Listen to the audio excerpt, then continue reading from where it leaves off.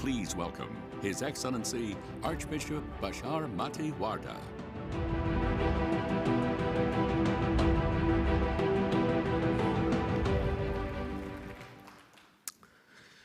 Good afternoon, and thank you to the organizers for putting on this important event, which is so necessary for keeping the subject of persecution and religious discrimination from being forgotten. I'll speak today of my own experience in observing the impact of the persecution in Iraq as it occurred during the time of the ISIS war and the following years up to the present time. In particular, I will speak to you about the impact of persecution and displacement upon the most important social structure within any society. That's the family.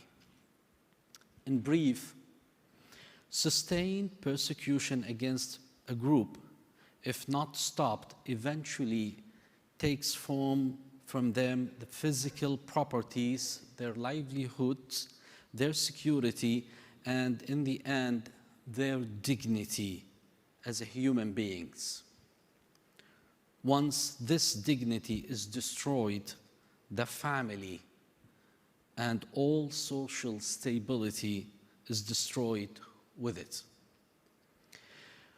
And while buildings can be quickly rebuilt, the restoring of the dignity to those who have been brutally marginalized and humiliated as human beings is far more difficult journey, a journey for which the hidden costs are far greater than that of any physical reconstruction.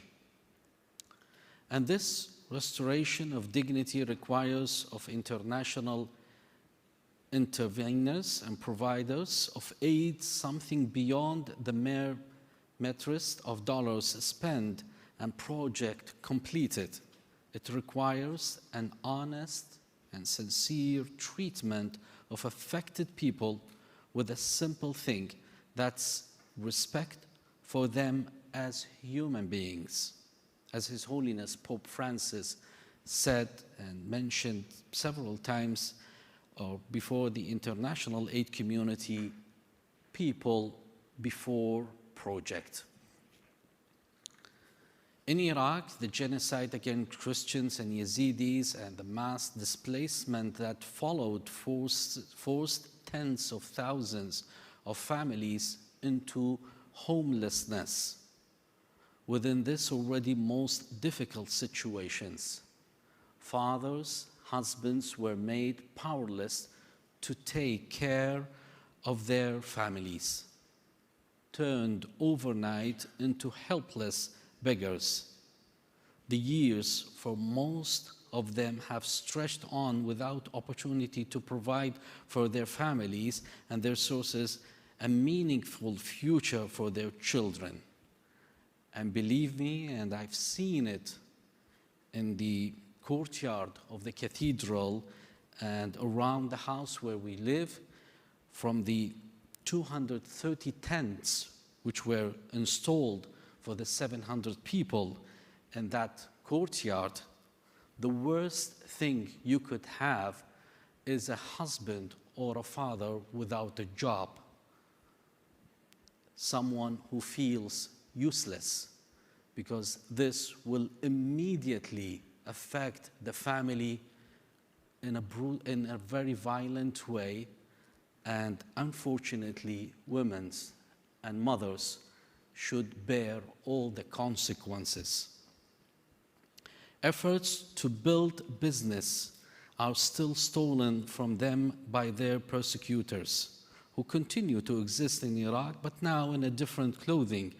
As soon as they begin to grow, aid programs which are designed to achieve social, financial, and political objectives designed in the West direct innocent and powerless recipients concerning ways in which they must now change their culture and traditions in order to be helped out of their misery. In other words, as a condition of receiving charity, the persecuted innocents must now allow themselves to be further judged and accepted the fact without protest when they are found wanting. Indignity upon indignity, then where does this lead?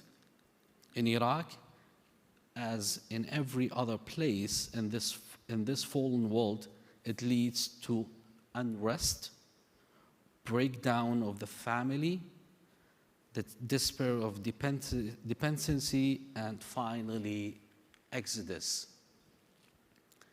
And it all begins when we allow the seeds of persecution to grow, when we first begin to steal dignity from one another. Whatever hope remains for the Christians and Yazidis and other religious minorities of Iraq, all the reconstructing of the buildings will be for nothing without a greater focus on the rebuilding of dignity.